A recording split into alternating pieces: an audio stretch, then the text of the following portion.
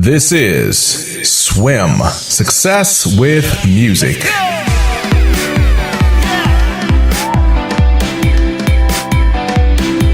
Hey, what's going on? This is Swim.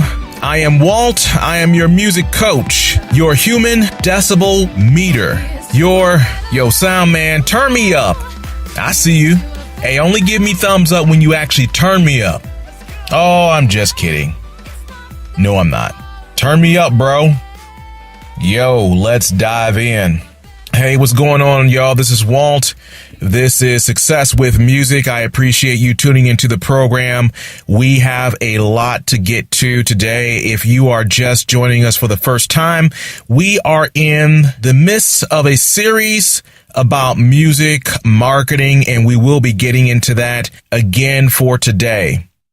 And again, for those of you who are new to the program, know that this program is all about music. It's for musicians. It's designed for musicians, singers, producers, beat makers, music students, you name it. We're all about that life here. And we try to have a little fun at the top of the show.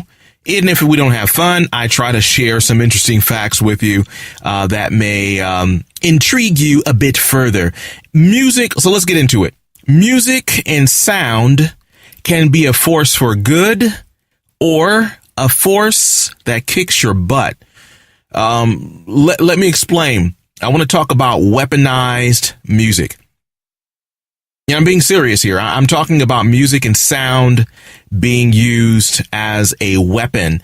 Let me give you three different things that I came across here in doing some research for the show.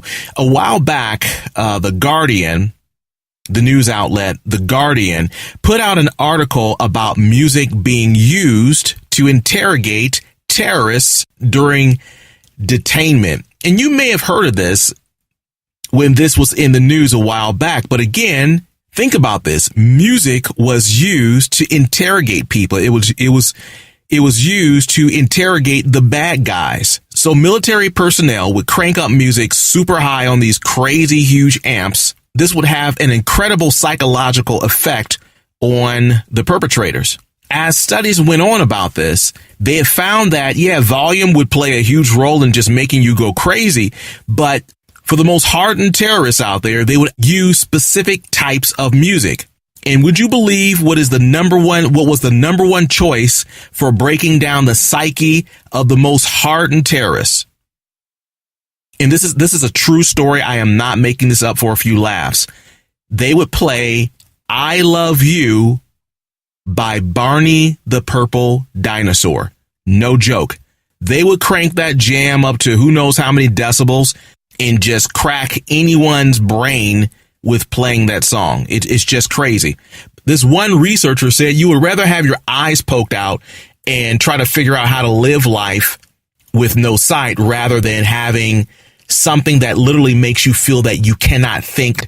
It's one thing to have something taken away from you. It's another thing to be in a state of constant agony with music blaring into your ears. That is crazy. All right, let's talk about the next instance of audio being weaponized. Have you ever heard of something called the LRAD sound cannon? LRAD sound cannon. I mean, to me, honestly, when I heard about it, it seems like something you'll find when your power meter is activated during a fighting game. LRAD sound cannon, fire! I mean, that's what it sounds like to me. Sorry for all the drama, but this actually, this was from an article from Gizmodo, Gizmodo.com. They posted an article about the LRAD sound cannon. So let me read you what they said in this article. They said that it's a tool to broadcast messages in pain-inducing deterrent tones over long distances. LRAD devices come in various iterations that produce varying degrees of sound. They can be mounted on a vehicle or handheld. The device produces a sound that can be directed in a beam up to 30 degrees wide. And the military grade LRAD 2000X can transmit voice commands up to 162 decibels up to 5 miles away. All right, so that's the excerpt from the article. Think about that. That is absolutely crazy. a sound cannon that can direct a beam of sound. So in other words, the sound is not distributed across a wide area. Like if you went to an outdoor concert and the sound kind of floods the entire area, they're talking about a directional beam of sound that's directed at something, and it can reach up to 5 miles away. Now, they say that it can go up to 162 decibels. I don't know if you know how loud that is. That's like a shotgun blast being put on a loop, played right next to your ears. That is absolutely crazy. In fact, I was told that these cannons were being used for pirates. So when the ships and things like that have these pirates showing up, trying to board their boats or whatever near the Horn of Africa, they can use this LRAD cannon to actually fire it directly at these oncoming boats or whatever to completely obliterate the guy's ears before they could get onto the boat. I shouldn't laugh, but could you imagine being the bad guy going home that day like, hey, how did they defeat you, man? They defeated me with sound. Beat you up with sound. You should have been there. All right, I digress. Next, and this one came out recently, and this is why I wanted to bring this to the show as well. I found this interesting. A report came out recently that U.S. diplomats were targeted in a sonic attack in Cuba. Now, this article was also found in the Guardian, and it was posted in other places as well. But it stated the following. The mysterious sonic attack on U.S. diplomats based in Cuba raises questions about what form an acoustic weapon might have taken and the prevalence of such devices in the military. The U.S. State Department claims that the attack started in autumn 2016 and ended in April this year and had affected at least 16 individuals. U.S. said that symptoms including hearing loss, headaches, and loss of balance appeared to be the result of sophisticated devices operating outside the range of audible sound. So anyhow, this article goes on to talk about how these sonic weapons can actually be deployed at very, very low frequencies, below 20 hertz, or even weapons on the opposite side of the sound spectrum. These weapons also can be used at very, very high frequencies. This is absolutely crazy. I mean, music and sound are powerful, but man, who knew they can be this powerful?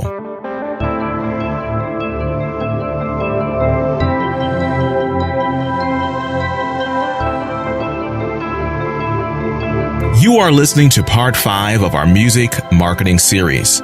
If you miss any of the previous shows, subscribe and get caught up on what we've been talking about.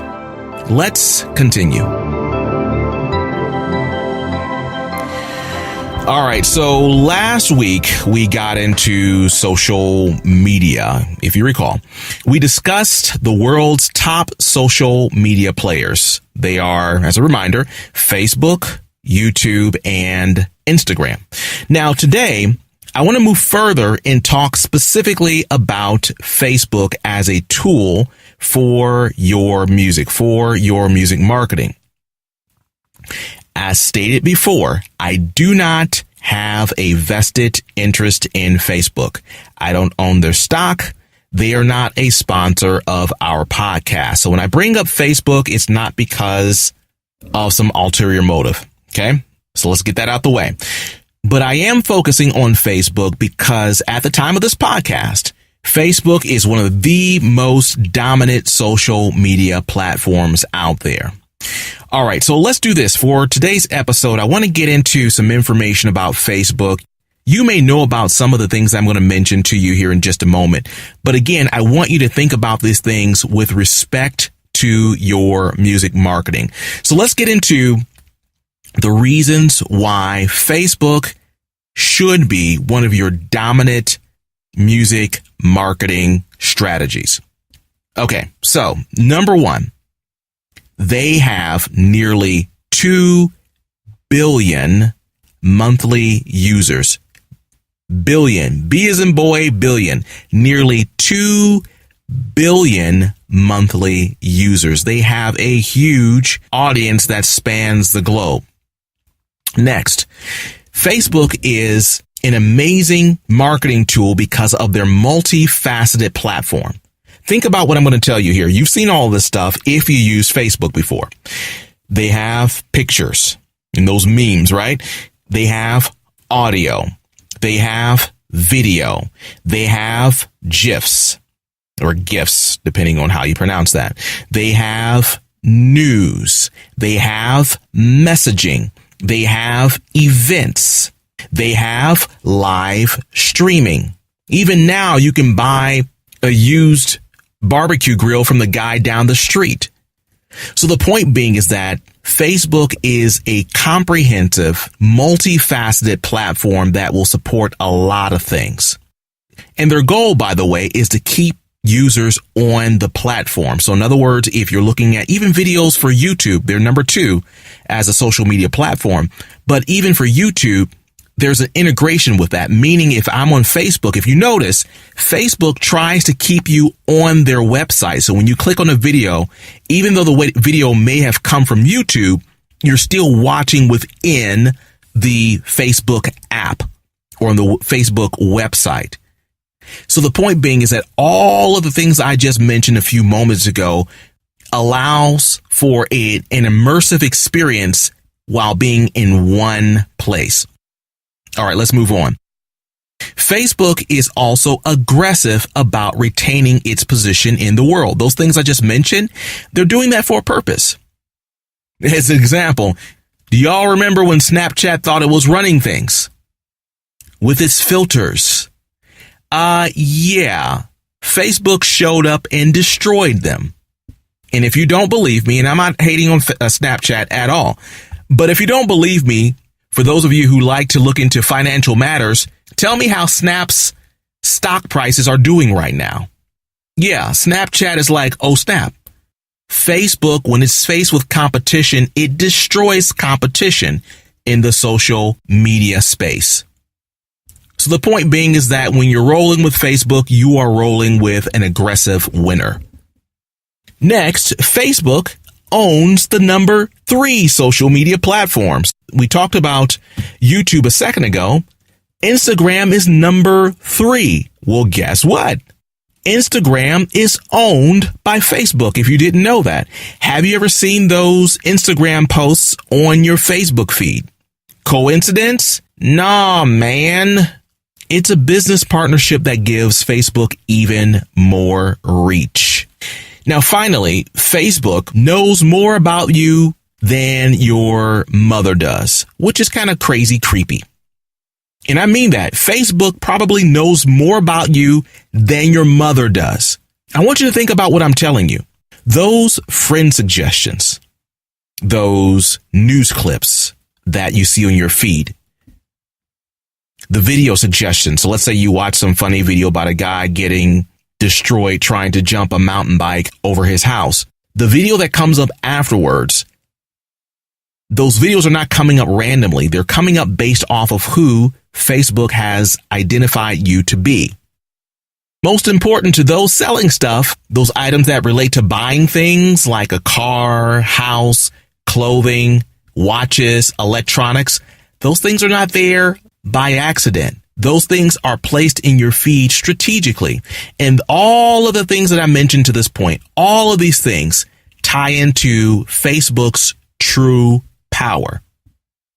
Facebook's true power, and what makes it, quite frankly, a billion-dollar business, is based off of what it knows. Facebook's power is in what it knows. It knows its users.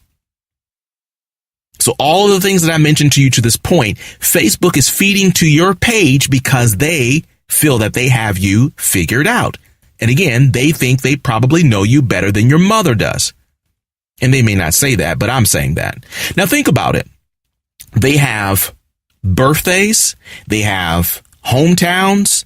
They have your school names.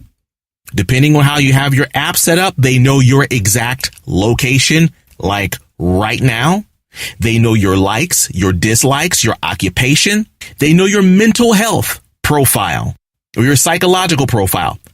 I'm not sure if you guys know this or not, but those times when you take those quizzes online, like which character are you? And you take those quizzes, and they're fun, don't get me wrong, but